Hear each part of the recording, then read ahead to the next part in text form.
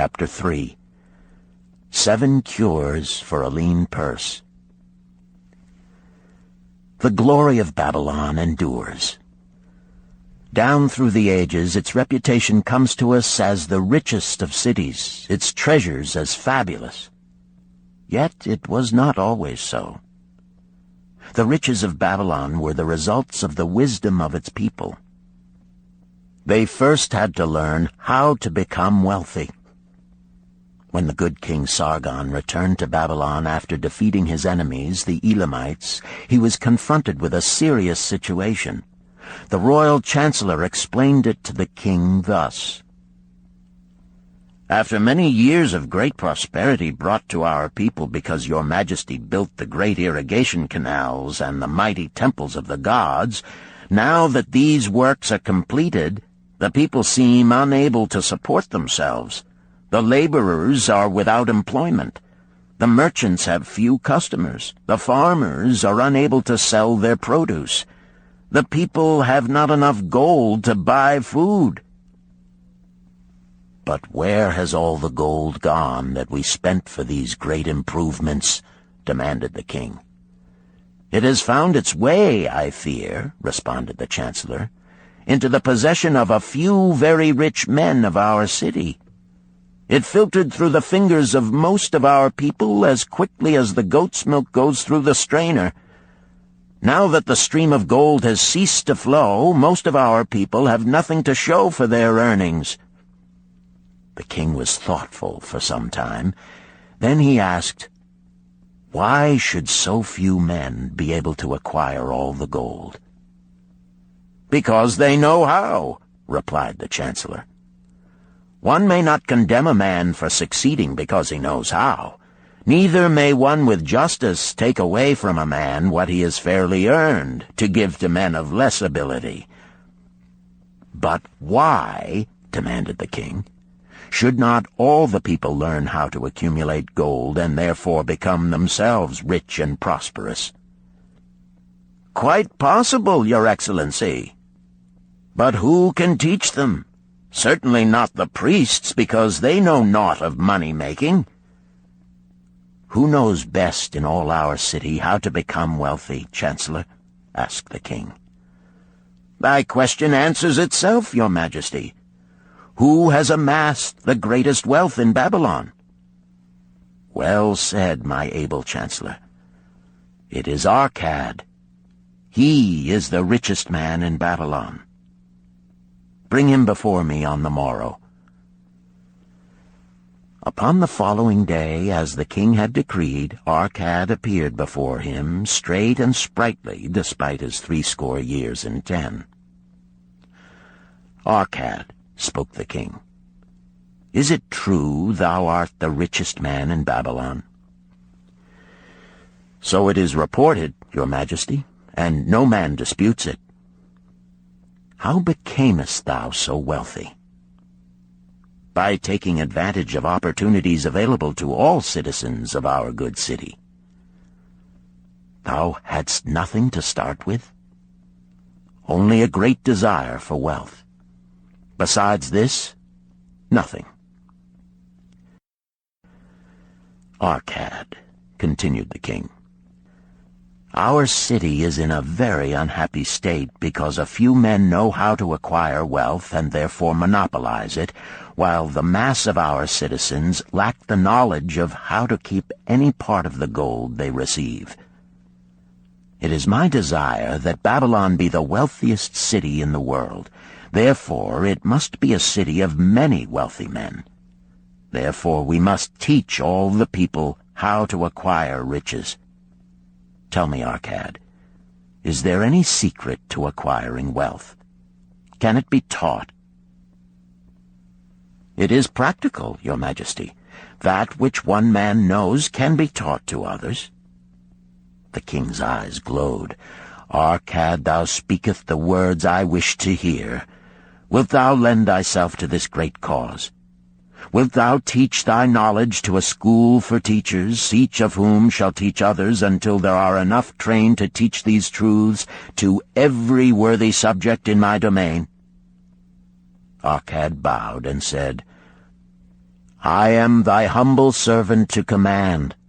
Whatever knowledge I possess will I gladly give for the betterment of my fellow men and the glory of my king. Let your good chancellor arrange for me a class of 100 men, and I will teach them those 7 cures which did fatten my purse, than which there was none leaner in all Babylon. A fortnight later, in compliance with the king's command, the chosen 100 assembled in the great hall of the Temple of Learning, seated upon colorful rings in a semicircle. Arcad sat beside a small taboret upon which smoked a sacred lamp, sending forth a strange and pleasing odor. "Behold the richest man in Babylon," whispered a student, nudging his neighbor as Arcad arose. "He is but a man, even as the rest of us." "As a dutiful subject of our great king," Arcad began, "I stand before you in his service. Because once I was a poor youth who did greatly desire gold, and because I found knowledge that enabled me to acquire it, he asks that I impart unto you my knowledge. I started my fortune in the humblest way. I had no advantage not enjoyed as fully by you and every citizen in Babylon. The first storehouse of my treasure was a well-worn purse. I loathed its useless emptiness. I desired that it be round and full, clinking with the sound of gold. Therefore I sought every remedy for a lean purse. I found 7.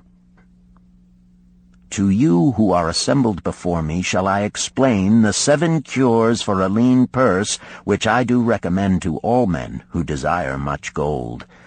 Each day for 7 days will I explain to you one of the 7 remedies. Listen attentively to the knowledge that I will impart. Debate it with me. Discuss it among yourselves. Learn these lessons thoroughly, that ye may also plant in your own purse the seed of wealth. First must each of you start wisely to build a fortune of his own. Then wilt thou be competent, and only then, to teach these truths to others. I shall teach to you in simple ways how to fatten your purses. This is the first step leading to the Temple of Wealth, and no man may climb who cannot plant his feet firmly upon the first step. We shall now consider the first cure. The first cure. Start thy purse to fattening. Arcad addressed the thoughtful man in the second row. "My good friend, at what craft workest thou?" "I," replied the man, "am a scribe, and carve records upon the clay tablets. Even at such labor did I myself earn my first coppers. Therefore thou hast the same opportunity to build a fortune." He spoke to a florid-faced man farther back. "Pray tell also, what dost thou to earn thy bread?" "I," responded this man, "am a meat butcher. I do buy the goats the farmers raise, and kill them, and sell the meat to the housewives, and the hides to the sandal-makers. Because thou dost also labor and earn, thou hast every advantage to succeed that I did possess." In this way did Arcad proceed to find out how each man labored to earn his living. When he had done questioning them, he said, "Now, my students, ye can see that there are many trades and labors at which men may earn coins. Each of the ways of earning is a stream of gold from which the worker doth divert by his labors a portion to his own purse. Therefore into the purse of each of you flows a stream of coins, large or small, according to his ability. Is it not so?" Thereupon they agreed that it was so.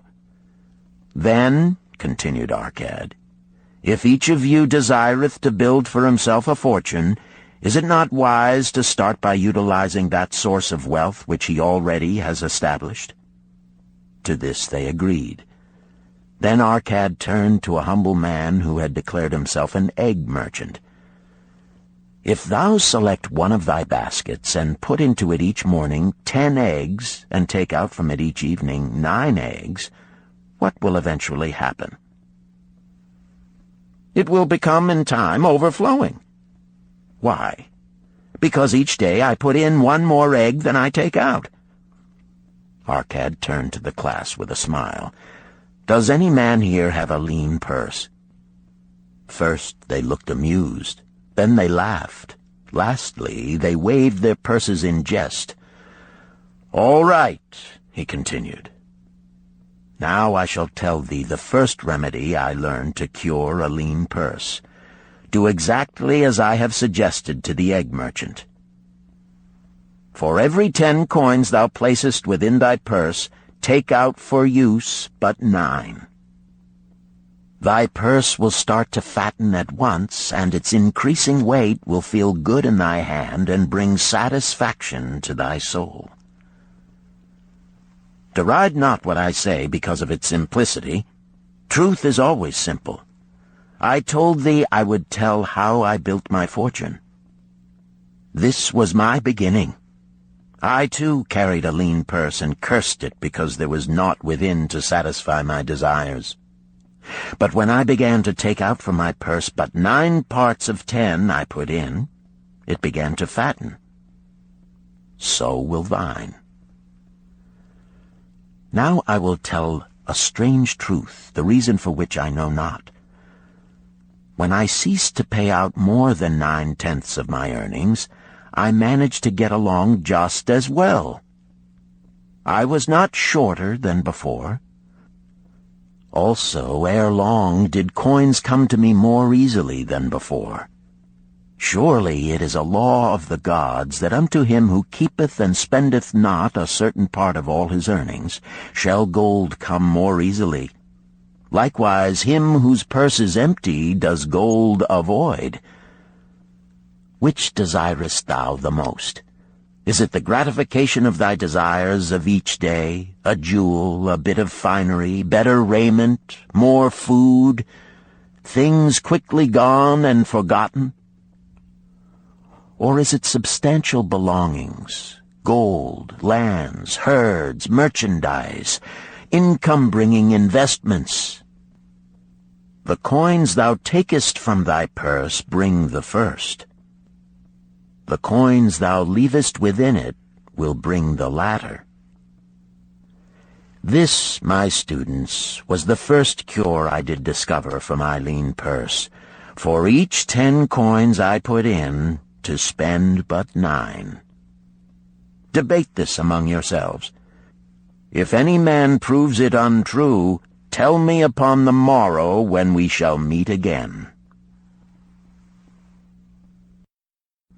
The second cure. Control thy expenditures. Some of your members, my students, have asked me this. How can a man keep 1/10 of all he earns in his purse when all the coins he earns are not enough for his necessary expenses? So did Arcad address his students upon the second day. Yesterday, how many of thee carried lean purses? All of us, answered the class. Yet thou do not all earn the same. Some earn much more than others. Some have much larger families to support. Yet all purses were equally lean. Now I will tell thee an unusual truth about men and sons of men. It is this, that what each of us calls our necessary expenses will always grow to equal our incomes unless we protest to the contrary. Confuse not the necessary expenses with thy desires. Each of you, together with your good families, have more desires than your earnings can gratify. Therefore are thy earnings spent to gratify these desires in so far as they will go. Still thou retainest many ungratified desires. All men are burdened with more desires than they can gratify. Because of my wealth, thinkest thou I may gratify every desire? 'Tis a false idea. There are limits to my time. There are limits to my strength. There are limits to the distance I may travel. There are limits to what I may eat. There are limits to the zest with which I may enjoy. I say to you that just as weeds grow in a field wherever the farmer leaves space for their roots, even so freely do desires grow in men whenever there is a possibility of their being gratified. Thy desires are a multitude, and those that thou mayest gratify are but few. Study thoughtfully thy accustomed habits of living. Herein may be most often found certain accepted expenses that may wisely be reduced or eliminated. Let thy motto be 100% of appreciated value demanded for each coin spent. Therefore, engrave upon the clay each thing for which thou desireth to spend. Select those that are necessary and others that are possible through the expenditure of 9/10 of thy income. Cross out the rest, and consider them but a part of that great multitude of desires that must go unsatisfied, and regret them not. Budget then thy necessary expenses. Touch not the 1/10 that is fattening thy purse. Let this be thy great desire that is being fulfilled. Keep working with thy budget. Keep adjusting it to help thee. Make it thy first assistant in defending thy fattening purse. Hereupon one of the students, wearing a robe of red and gold, arose and said, I am a free man. I believe that it is my right to enjoy the good things of life. Therefore do I rebel against the slavery of a budget which determines just how much I may spend and for what. I feel it would take much pleasure from my life and make me little more than a pack-ass to carry a burden. To him Arcad replied, Who, my friend, would determine thy budget? I would make it for myself, responded the protesting one. In that case, were a pack-ass to budget his burden, would he include therein jewels and rugs and heavy bars of gold? Not so. He would include hay and grain and a bag of water for the desert trail. The purpose of a budget is to help thy purse to fatten. It is to assist thee to have thy necessities and, insofar as attainable, thy other desires. It is to enable thee to realize thy most cherished desires by defending them from thy casual wishes. Like a bright light in a dark cave, thy budget shows up the leaks from thy purse and enables thee to stop them and control thy expenditures for definite and gratifying purposes. This, then, is the second cure for a lean purse. Budget thy expenses, that thou mayest have coins to pay for thy necessities, to pay for thy enjoyments, and to gratify thy worthwhile desires without spending more than 9/10 of thy earnings. The third cure. Make thy gold multiply. Behold, thy lean purse is fattening. Thou hast disciplined thyself to leave therein 1/10 of all thou earnest. Thou hast controlled thy expenditures to protect thy growing treasure. Next, we will consider means to put thy treasure to labor and to increase. Gold in a purse is gratifying to own and satisfieth a miserly soul, but earns nothing. The gold we may retain from our earnings is but the start. The earnings it will make shall build our fortunes. So spoke Arcad upon the third day to his class. How, therefore, may we put our gold to work? My first investment was unfortunate, for I lost all. Its tale I will relate later. My first profitable investment was a loan I made to a man named Agar, a shield maker. Once each year did he buy large shipments of bronze brought from across the sea to use in his trade. Lacking sufficient capital to pay the merchants, he would borrow from those who had extra coins. He was an honorable man. His borrowing he would repay, together with a liberal rental as he sold his shields. Each time I loaned to him, I loaned back also the rental he had paid to me. Therefore not only did my capital increase, but its earnings likewise increased. Most gratifying was it to have these sums returned to my purse. I tell you, my students, a man's wealth is not in the coins he carries in his purse. It is the income he buildeth, the golden stream that continually floweth into his purse and keepeth it always bulging. That is what every man desireth. That is what thou, each one of thee, desireth. An income that continueth to come whether thou work or travel. Great income I have acquired, so great that I am called a very rich man. My loans to Agar were my first training in profitable investment. Gaining wisdom from this experience, I extended my loans and investments as my capital increased. From a few sources at first, from many sources later, flowed into my purse a golden stream of wealth available for such wise uses as I should decide. Behold, from my humble earnings, I had begotten a horde of golden slaves, each laboring and earning more gold. As they labored for me, so their children also labored, and their children's children, until great was the income from their combined efforts. Gold increaseth rapidly when making reasonable earnings, as thou wilt see from the following. A farmer, when his first son was born, took 10 pieces of silver to a moneylender and asked him to keep it on rental for his son until he became 20 years of age. This the moneylender did, and agreed the rental should be 1/4 of its value each 4 years. The farmer asked, because this sum he had set aside as belonging to his son, that the rental be added to the principal. When the boy had reached the age of 20 years, the farmer again went to the moneylender to inquire about the silver. The moneylender explained that because this sum had been increased by compound interest, the original 10 pieces of silver had now grown to 30½ pieces. The farmer was well pleased, and because the son did not need the coins, he left them with the moneylender.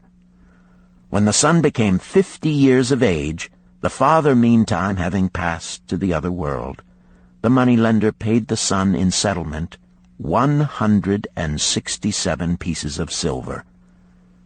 Thus, in 50 years, had the investment multiplied itself at rental almost 17 times. This, then, is the third cure for a lean purse. To put each coin to laboring, that it may reproduce its kind, even as the flocks of the field, and help bring to thee income, a stream of wealth that shall flow constantly into thy purse. The fourth cure. Guard thy treasures from loss. Misfortune loves a shining mark. Gold in a man's purse must be guarded with firmness, else it be lost. Thus it is wise that we must first secure small amounts and learn to protect them before the gods entrust us with larger. So spoke Arcad upon the 4th day to his class. Every owner of gold is tempted by opportunities whereby it would seem that he could make large sums by its investment in most plausible projects. Often friends and relatives are eagerly entering such investment and urge him to follow. The first sound principle of investment is security for thy principal. Is it wise to be intrigued by larger earnings when thy principal may be lost? I say not. The penalty of risk is probable loss. Study carefully before parting with thy treasure. each assurance that it may be safely reclaimed. Be not misled by thine own romantic desires to make wealth rapidly. Before thou loan it to any man, assure thyself of his ability to repay and his reputation for doing so, that thou mayest not unwittingly be making him a present of thy hard-earned treasure. Before thou entrust it as an investment in any field, acquaint thyself with the dangers which may beset it. My own first investment was a tragedy to me at the time. The guarded savings of a year I did entrust to a brickmaker named Asmer, who was traveling over the far seas, and in Tyre agreed to buy for me the rare jewels of the Phoenicians. These we would sell upon his return and divide the profits. The Phoenicians were scoundrels and sold him bits of glass. My treasure was lost.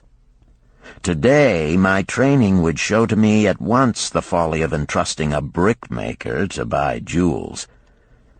Therefore do I advise thee from the wisdom of my experiences, be not too confident of thine own wisdom in entrusting thy treasures to the possible pitfalls of investments. Better by far to consult the wisdom of those experienced in handling money for profit. Such advice is freely given for the asking, and may readily possess a value equal in gold to the sum thou considerest investing. In truth, such is its actual value if it save thee from loss. This, then, is the fourth cure for a lean purse, and of great importance if it prevent thy purse from being emptied once it has become well filled. Guard thy treasure from loss by investing only where thy principal is safe, where it may be reclaimed if desirable, and where thou wilt not fail to collect a fair rental. Consult with wise men. Secure the advice of those experienced in the profitable handling of gold. Let their wisdom protect thy treasure from unsafe investments. This ends Disc 1. The Richest Man in Babylon, Disc 2. The fifth cure. Make of thy dwelling a profitable investment. If a man setteth aside 9 parts of his earnings upon which to live and enjoy life, and if any part of this 9 parts he can turn into a profitable investment without detriment to his well-being, then so much faster will his treasures grow. So spake Arcad to his class at their 5th lesson. All too many of our men of Babylon do raise their families in unseemly quarters. They do pay to exacting landlords liberal rentals for rooms where their wives have not a spot to raise the blooms that gladden a woman's heart, and their children have no place to play their games except in the unclean alleys. No man's family can fully enjoy life unless they do have a plot of ground wherein children can play in the clean earth, and where the wife may raise not only blossoms but good rich herbs to feed her family. To a man's heart it brings gladness to eat the figs from his own trees and the grapes of his own vines, to own his own domicile and to have it a place he is proud to care for, putteth confidence in his heart and greater effort behind all his endeavors. Therefore do I recommend that every man own the roof that sheltereth him and his. Nor is it beyond the ability of any well-intentioned man to own his home. Hath not our great king so widely extended the walls of Babylon that within them much land is now unused, and may be purchased at sums most reasonable?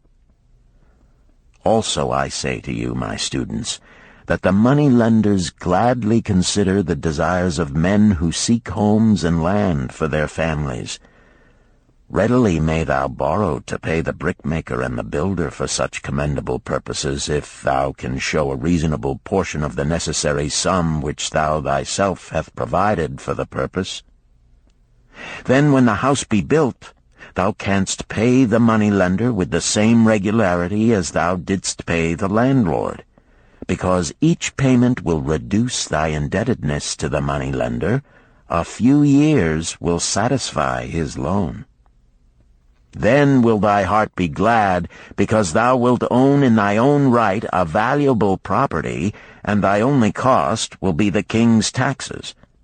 Also wilt thy good wife go more often to the river to wash thy robes, that each time returning she may bring a goatskin of water to pour upon the growing things.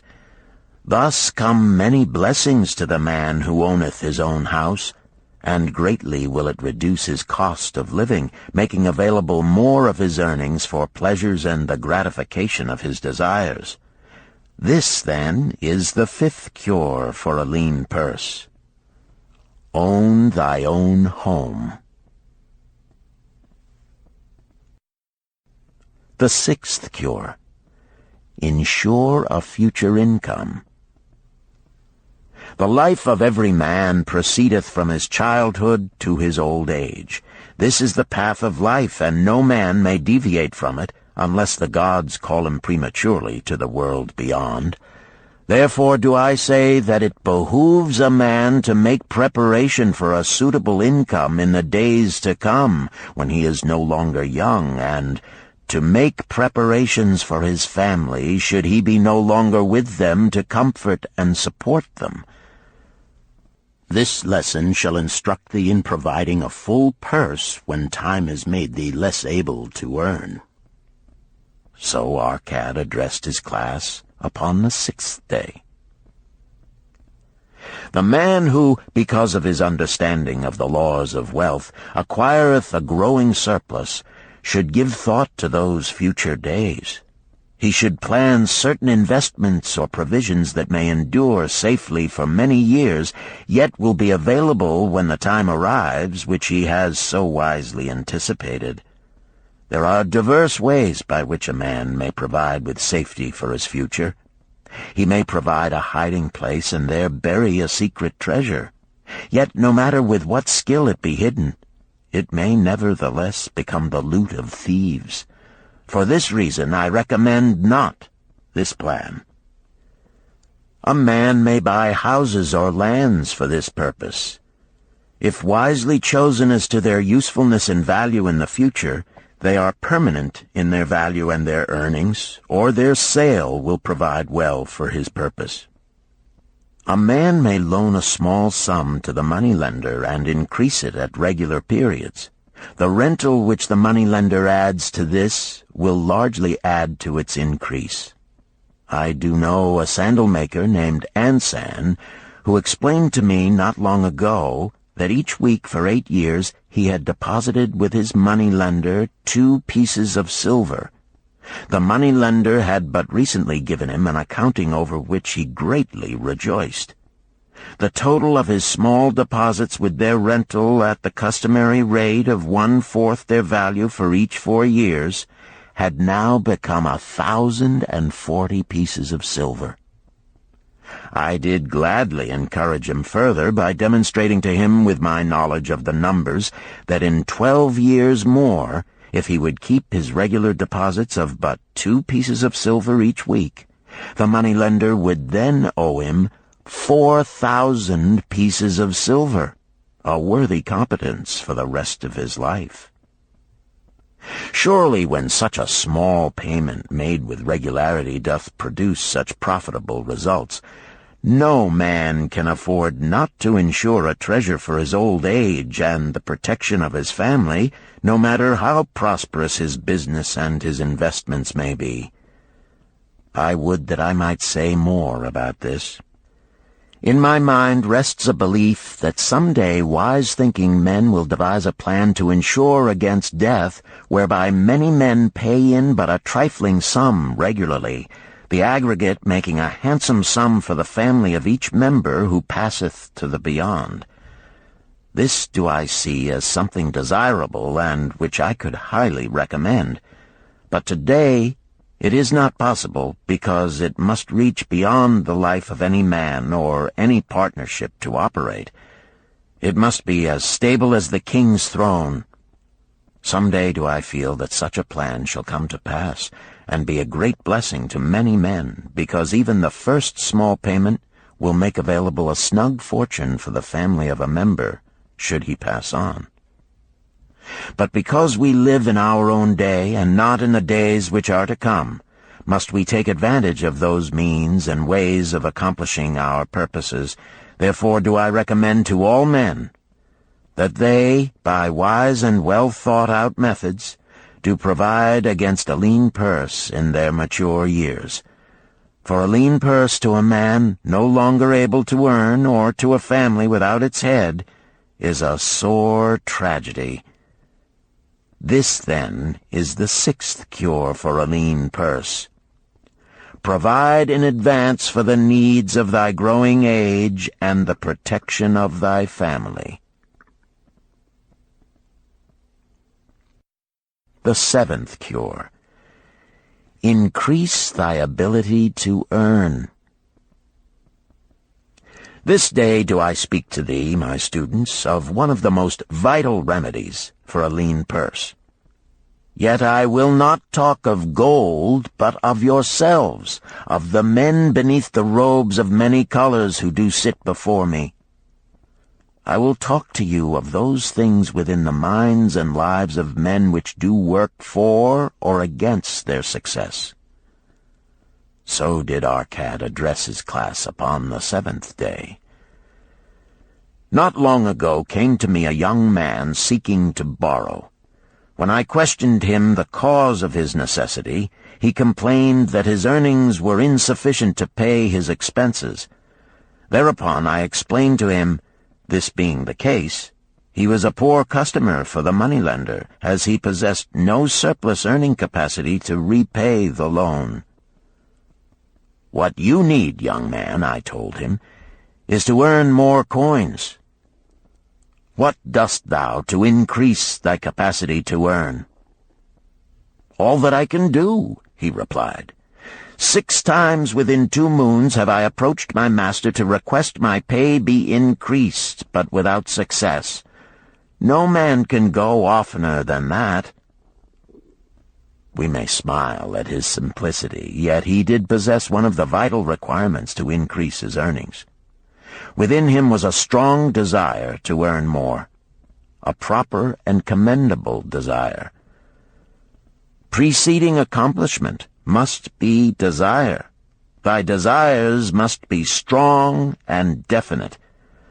General desires are but weak longings. For a man to wish to be rich is of little purpose. For a man to desire 5 pieces of gold is a tangible desire which he can press to fulfillment. After he has backed his desire for 5 pieces of gold with strength of purpose to secure it, next he can find similar ways to obtain 10 pieces, and then 20 pieces, and later 1,000 pieces, and, behold, he has become wealthy.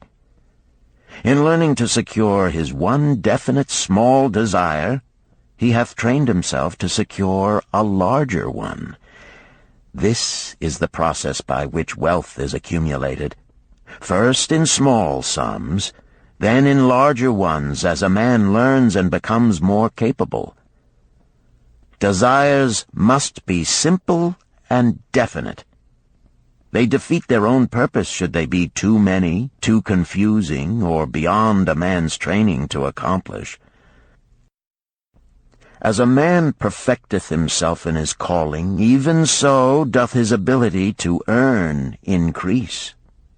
In those days when I was a humble scribe, carving upon the clay for a few coppers each day, I observed that other workers did more than I, and were paid more. Therefore did I determine that I would be exceeded by none. Nor did it take long for me to discover the reason for their greater success. More interest in my work, more concentration upon my task, more persistence in my effort, and, behold, few men could carve more tablets in a day than I. With reasonable promptness my increased skill was rewarded, nor was it necessary for me to go 6 times to my master to request recognition. The more of wisdom we know, the more we may earn. That man who seeks to learn more of his craft shall be richly rewarded. If he is an artisan, he may seek to learn the methods and the tools of those most skillful in the same line. If he laboreth at the law or at healing, he may consult and exchange knowledge with others of his calling. If he be a merchant, he may continually seek better goods that can be purchased at lower prices.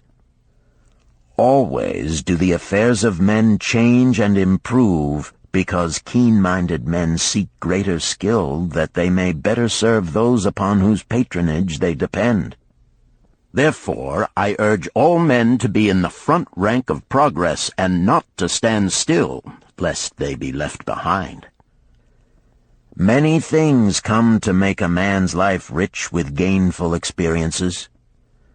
Such things as the following a man must do if he respects himself.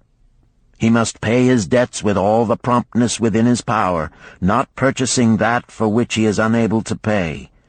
He must take care of his family, that they may think and speak well of him. He must make a will of record, that in case the gods call him, proper and honorable division of his property be accomplished. He must have compassion upon those who are injured and smitten by misfortune, and aid them within reasonable limits. He must do deeds of thoughtfulness to those dear to him. Thus, the 7th and last remedy for a lean purse is to cultivate thy own powers, to study and become wiser, to become more skillful, to so act as to respect thyself. Thereby shalt thou acquire confidence in thyself to achieve thy carefully considered desires. These, then, are the 7 cures for a lean purse, which, out of the experience of a long and successful life, I do urge for all men who desire wealth. There is more gold in Babylon, my students, than thou dreamest of. There is abundance for all. Go thou forth and practice these truths, that thou mayest prosper and grow wealthy, as is thy right. Go thou forth and teach these truths, that every honorable subject of his majesty may also share liberally in the ample wealth of our beloved city.